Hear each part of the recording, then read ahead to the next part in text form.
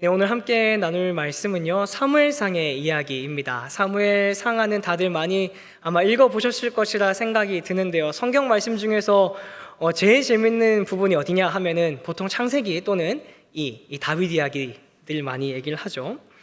그래서 아마 다들 많이 읽어보셨을 거라 생각이 듭니다. 근데 이 사무엘상을 읽어보면은 이 책을 이끌고 가는 가장 핵심적인 인물들이 등장을 합니다. 이 말씀 후반부로 갈수록 두드러지게 드러나는 인물이 있는데 그게 누구냐? 바로 이 사울 왕과 다윗이라고 하는 인물이죠.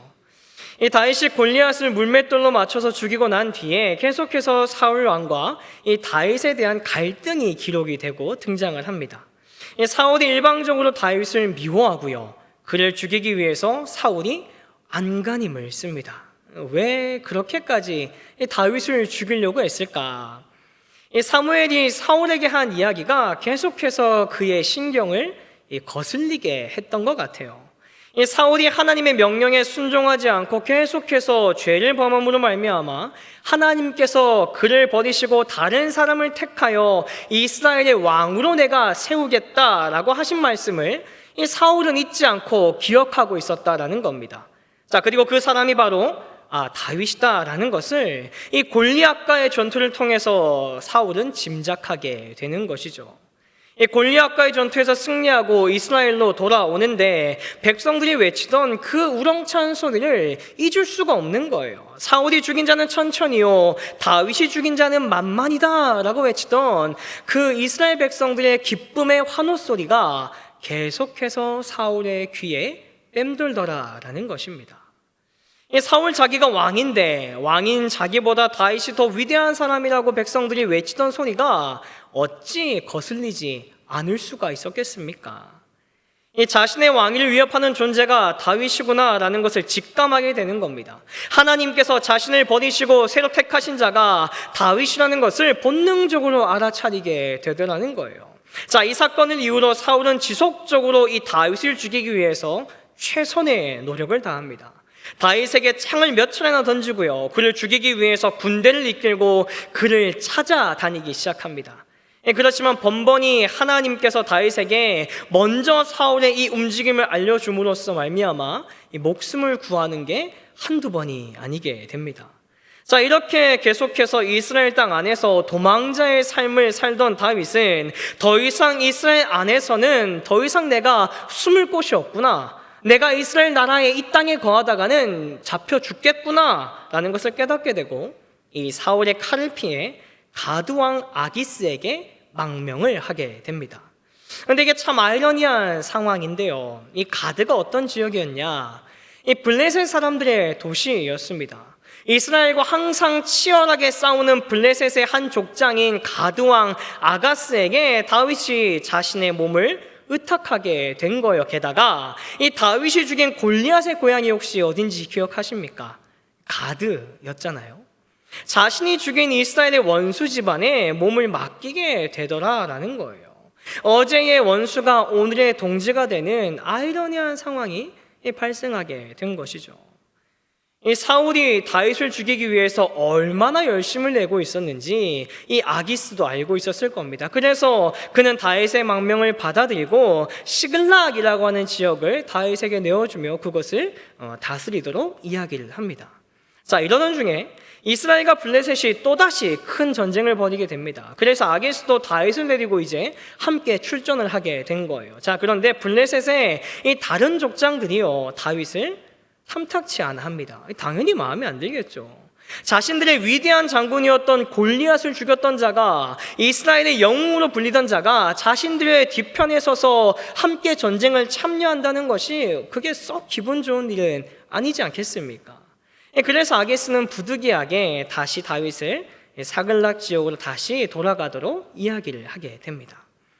근데 다윗의 삶이 참 기구해요. 안타깝습니다.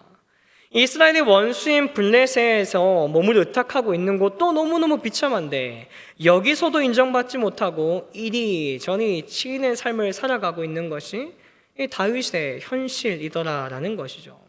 사무엘로부터 하나님의 기름 부으심을 받은 자가 이스라엘이 아닌 원수의 나라에서 자신의 목숨을 구걸해 가면서 하루하루 정말 연명해 가면서 살아가고 있는 겁니다. 이 너무나 기구하고 불쌍한 인생 아니겠습니까?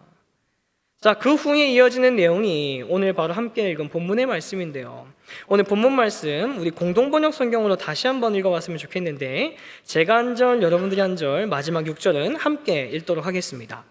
다윗은 부하를 이끌고 사흘 만에 시글락에 이르렀는데 그때는 이미 네겝과 시글락이 아말렉 군에게 약탈당한 뒤였다. 그들은 시글락을 쳐 불을 지르고는 의진을 비롯하여 거기에 있던 사람은 하나도 죽지 않고 높은 사람은 낮은 사람 할 것 없이 모두 사로잡아 갔다. 다윗의 일행이 성에 이르러서 보니 성은 불타고 있었고 아내와 아들, 딸들은 이미 사로잡혀간 뒤였다. 다윗과 함께 있던 무리는 소리쳐 울부짖다가 지쳐서 더 이상 울 기운조차 없게 되었다. 다윗의 두 아내 이즈라엘 여자 아히노암과 가르멜 사람 나발의 아내였던 아비가일도 사로잡혀갔다. 온 무리는 아들, 딸을 잃고 격분해서 다윗을 돌로 쳐 죽이자고 수군거렸다. 그리하여 다윗은 공경에 빠지게 되었으나 자기의 하느님 야훼를 믿고 힘을 얻었다. 아멘. 자, 다윗이 이제 비참한 마음을 가지고, 속상한 마음 가지고 시글락으로 돌아왔는데 아말렉 사람들이 자신들의 새로운 터전을 다 쳐부수고 불까지 지르고서는 여자를 비롯하여 그곳에 남아있던 모든 사람을 다 잡아다가 떠난 뒤였다라는 거예요. 치열하게 전투 치르고 돌아왔는데, 사흘 만에 돌아왔는데 자신들의 아내, 자녀들은 아말렉 사람들한테 끌려갔고 자신들의 집들은 불타고 있는 겁니다. 이 얼마나 화가 나고 얼마나 비참하고 얼마나 속상했을까요? 모든 걸 다 잃어버린 거예요. 남은 것이 아무것도 없습니다. 이제 좀 자리 잡고 어떻게 좀 살아볼까, 비벼볼까 하는데 또다시 그의 삶을 무너지게 하는 절망적인 상황이 그 앞에 마주하게 되는 이 안타까운 현실이 이 다윗에게 펼쳐진 겁니다. 이 다윗과 함께하던 무리들은 이런 상황을 바라보면서 화가 나서 다윗을 죽이자고 이야기를 합니다. 자, 근데 한번 생각해 보세요. 지금 이 시간 다윗과 함께하던 무리가 과연 어떤 사람들입니까? 이스라엘 땅에서부터 다윗과 함께 목숨 걸고 지금까지 사울 왕을 피해서 피하고 또 피하고 낮은 곳에서 낮은 곳으로 더 낮은 곳으로 함께 달려왔던 사람들이었습니다. 다윗이 겪었던 모든 일을 함께 경험했던 사람들이었어요. 목숨 걸고 다윗과 함께 했던 그 동지들이 다윗을 이제 죽이자고 달려들고 있다는 겁니다. 자, 이때 다윗의 마음은 과연 어떠했을까요? 생사를 함께한, 자신을 믿고 지금까지 달려온 동지들이 돌을 들고 나를 죽이고자 수군거리는 것을 보면서 다윗은 과연 어떤 마음이었겠느냐라는 겁니다. 이스라엘에서 여기까지 도망쳐온 것도 너무나 비참한데 이제 여기서 자리 좀 잡고 힘 좀 모아서 다시 이스라엘로 돌아가야지, 그것을 꿈꾸고 있었는데 새로운 터전에서 모든 것을 다 잃어버리고 자신과 함께했던, 목숨 걸고 이곳까지 함께했던 사람들의 손에 죽게 되어버린 상황이 다윗이 처해 있는 상황인 거예요. 이 비참한 상황 가운데서 더 절망적인 상황으로 다윗을 이끌고 갑니다. 다윗은 자기 삶의 밑바닥을 보고 있는 거예요. 더 이상 내려갈 곳이 없다고 생각하는 다윗에게 아직 멀었어. 더 큰 절망적인 상황이 그의 삶에 펼쳐지고 있다는 것이죠. 그냥 이대로 죽음을 맞이하는 것이 더 좋겠다는 생각을 해도 전혀 이상하지 않을 것 같은 상황입니다. 나라에서 쫓겨났고 자신을 믿고 따라오던 자들에게조차 미움받고 손가락질 받으며 돌멩이를 맞게 된 그 추락 가운데 있는 다윗. 과연 이 다윗은 어떤 마음이었겠습니까? 여러분들 같으면 어떻게 하시겠어요? 모든 것을 잃어버렸습니다. 더 이상 추락할 곳이 없다라고 생각하고 있는 가운데 더 큰 절망이 나를 찾아옵니다. 더 이상 비참할 수 없을 것이라 여기는 상황 가운데서 나를 더 비참하게 하는 문제가 나에게 발생하는 거예요. 다 포기하고 싶지 않을까요? 더 이상 비참하지 않게, 더 이상 힘들거나 아프지 않게 그냥 이대로 그냥 내가 사랑했던, 내가 사랑하는 그 사람들 손에 죽는 것이 더 편할 것 같습니다. 이제 다 내려놓고 싶어요. 그냥 아무런 생각 없이 그냥 들어눕고 싶습니다. 그냥 흘러가는 대로 내 인생 그냥 내버려 두고 싶은 거에 그게 정상 아닐까요? 자, 근데 다윗은요, 다르더라고요. 절망을 넘어서 비참함의 끝에 서 있음에도 불구하고요, 다윗은 포기하지 않습니다. 다윗은 이런 절망을 당하는 상황 가운데서도 힘을 얻더라는 거예요. 6절 말씀, 현대인의 성경인데요, 우리 붉은 글씨만 한번 읽어보겠습니다. 시작. 그러나 다윗은 그의 하나님 여호와를 의지하고 용기를 얻었다. 아멘. 다윗이 힘을 얻습니다. 근데 어떻게 얻느냐? 하나님 여호와를 의지하고 용기를 얻었다라고 기록을 합니다.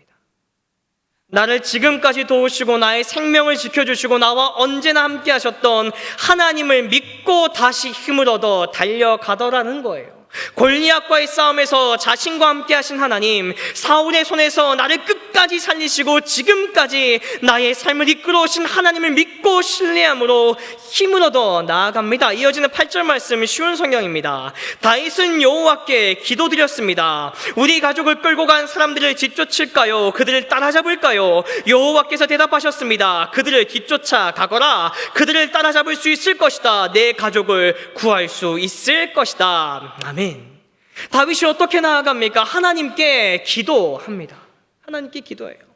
절망적인 상황 가운데서 사람들의 비난과 핍박 앞에서도 그는 좌절하거나 낭망하지 않더라는 겁니다. 자신과 함께 하시는 하나님을 믿고 신뢰함으로 힘을 얻어 무엇을 하느냐? 기도하는 겁니다. 왜 나한테 이런 절망을 안겨주시냐고, 나를 왜 이렇게 비참하게 만드시냐고 불평과 불만을 쏟아내는 것이 아니라, 하나님, 내가 지금 무엇을 해야 합니까? 하나님, 내가 지금 어떤 것을 행해야 합니까? 하나님이 원하시는 것이 과연 무엇입니까? 내가 어느 길로 가야 되고 어떤 길을 선택해야 되고 내가 무엇을 행해야 됩니까? 묻고 이에 대한 하나님의 응답을 신뢰함으로 아말렉 사람들의 뒤를 쫓아 달려가더라라는 거예요. 자, 그 결과 어떻게 되느냐? 17절에서 20절까지 말씀, 새번역 성경입니다. 다윗이 새벽부터 그 이튿날 저녁 때까지 그들을 치니 그들 가운데서 낙타를 탄 젊은이 400명이 도망친 것 말고는 한 사람도 살아남지 못하였다. 이리하여 다윗은 아멜렉 사람에게 약탈당하였던 모든 것을 되찾았다. 두 아내도 되찾았다. 다윗의 부하들도 잃어버린 것을 모두 찾았다. 다윗은 어린아이로부터 나이 많은 노인에 이르기까지 아들과 딸 그리고 전리품에서부터 아말렉 사람이 약탈하여 간 모든 것에 이르기까지 그 모든 것을 되찾았다. 다윗은 또 양떼와 소떼도 모두 되찾았다. 부하들은 가축을 몰고 다윗보다 앞서서 가면서 다윗의 전리품이다 하고 외쳤다. 아멘. 자, 아말렉군이 털어갔던 모든 것을 되찾아 돌아옵니다. 젊은이와 노인, 아들과 딸, 그리고 값진 물건 등 모든 것을 되찾아서 돌아오는 거예요. 그뿐만이 아니죠. 모든 것을 찾아 돌아오는 것도 너무나 감사한데 아말렉의 양떼와 소떼를 전리품으로 얻어오는 더 큰 축복을 누리는 결과를 보게 되더라라는 것이죠. 우리 사랑하는 믿음의 동역자 여러분, 이것이 하나님께서 사랑하는 자를 훈련시키시는 방법입니다. 어떠한 상황 가운데서도 온전히 하나님만을 바라보는 자로 만들어가는 하나님의 일하심이다라는 거예요. 이것이 하나님을 신뢰함으로 그분의 음성에 순종하는 자에게 주시는 하나님의 말로 다 할 수 없는 놀라운 축복인 것입니다. 절망 가운데 가고 계십니까 혹시? 더 이상 내려갈 곳이 없다고 생각하는데 더 나를 비참하게 하고 더 나를 낙심하게 하고 더 나를 끝없는 지하로 밀어넣고 계시다는 생각이 드십니까? 힘들겠지만, 못할 것 같지만, 너무 아프고 속상하고 힘들고 왜 내가 그렇게까지 해야 되는지 모르겠지만, 이 시간 더 하나님을 믿고 의지할 수 있는 저와 여러분들이 되었으면 참 좋겠습니다. 더 하나님을 신뢰해 보시길 바랍니다. 나를 지금까지 이끌어 오신 하나님, 나와 언제나 함께 하시고 아무것도 보이지 않는 지금도 나와 함께 하시는 하나님을 믿고 신뢰함으로 힘을 얻으시길 바랍니다. 그리고 그 힘으로 무엇을 해야 되냐면, 이 내 앞에 있는 문제를 해결하기 위해서 아등바등하는 것이 아니라 엎드려 기도합시다. 무릎 꿇고 하나님께 나아가야 하는 거예요. 기도함으로 하나님의 음성을 구해야 하는 겁니다. 나에게 이런 시간을 계획하신 하나님의 뜻이 무엇인지를 물어보고 거기서 답을 찾아야 되는 거예요. 하나님께 엎드리시길 바랍니다. 물으시길 바랍니다. 구하시길 바랍니다. 그러면 나에게 분명히 말씀하실 거예요. 뭔가 희미하고 어렴풋한 음성이 아니라 분명한 하나님의 뜻하심, 분명한 하나님의 계획, 분명한 하나님의 길을 말씀해 주실 거라는 거예요. 그리고 하나님께서 나에게 그렇게 말씀하실 때 즉각적으로 순종하시길 바랍니다. 그렇게 나아갈 때 절망 가운데서 일하시는 하나님의 능력을 보게 되는 거예요. 내가 지금 처해 있는 이 자리가 절망의 자리가 아니라 기적의 자리였구나라는 것을 고백하게 되는 겁니다. 하나님의 살아계심을 내가 귀로만 듣는 것이 아니라 눈으로 보고 손으로 만지며 발로 뛰는 놀라운 역사가 다른 누군가가 아닌 바로 오늘 살아가는 나에게 깊게 경험되어 줄 줄로 믿습니다. 다윗이 거느린 사람들이 과연 어땠을까요? 이 놀라운 일들을 바라보면서 가장 옆에서 다윗과 함께 하시는 그 능력의 하나님을 바라보면서 어떤 마음이 들었겠습니까? 다윗을 두려워했을까요? 다윗이 무서웠을까요? 물론 그럴 수 있죠. 절망적이고 비참한 상황 가운데 끝까지 버텨서 빼앗긴 것을 되찾아오고 전리품까지 얻어가지고 돌아오는 그 모습을 보면서 인간적인 마음으로 다윗이 무서울 수도 있어요. 그렇지만 우리가 조금만 더 생각해 보면 다윗을 두려워하기보다는 다윗과 함께 하시는 그 하나님을 두려워하지 않았겠습니까? 다윗이라고 하는 나의 주군, 나의 왕을 신뢰하기보다는 다윗과 함께 하시는 하나님을 신뢰하고 하나님을 경외하는 놀라운 믿음의 고백이 그들 가운데에 생기지 않았겠습니까? 이 시간을 통해 다윗뿐만 아니라 다윗과 함께하는 사람들도 하나님께서 훈련시키시고 어떠한 상황과 환경 가운데서도 하나님을 끝까지 믿고 신뢰할 수 있는 자들로 다듬어 가시더라라는 거예요. 이게 우리 능력의 하나님, 이게 위대한 하나님, 이게 지금도 여전히 이 세상을 다스리시며 이 땅을 통치하시는 이 땅의 주인 되시는 하나님께서 당신의 백성들을 훈련시키시는 방법인 거예요. 그 하나님을 믿고 신뢰함으로 힘을 얻어 기도하며 나아갈 때 내가 어떻게 해야 되는지, 내가 무엇을 해야 하는지 물으며 나아갈 때 하나님께서 분명히 오늘 이 밤 우리에게 답을 주실 것입니다. 그리고 하나님께서 주시는 그 답 꼭 붙잡고 나의 생각과 나의 판단으로 하나님, 이건 아닌 것 같은데요. 마음은 그렇대. 지금 상황에서 그게 될까요? 나의 생각과 나의 판단으로 재단하지 마세요. 하나님께서 마음을 주시고 하나님께서 말씀으로 응답해 주시고 하나님께서 나에게 강권적으로 일하신다면 하나님, 불가능해 보이지만 내가 지금까지 나와 함께 하셨던 그 신실하신 하나님을 신뢰함으로 성경 말씀에서 보여주셨던 이 다윗의 하나님이 나의 하나님이다 라는 귀한 믿음의 고백 가지고 내가 달려가겠습니다. 내가 처한 절망의 자리가 하나님께서 일하시는 놀라운 무대가 될 것입니다. 무릎 꿇고 기도함으로 하나님의 뜻을 구하며 순종함으로 달려갈 수 있기를 주님의 이름으로 축복합니다. 하나님을 믿고 신뢰함으로 절망의 자리를 기적의 자리를 바꾸시는 하나님을 경험하는 이 밤 되기를 주님의 이름으로 축원합니다.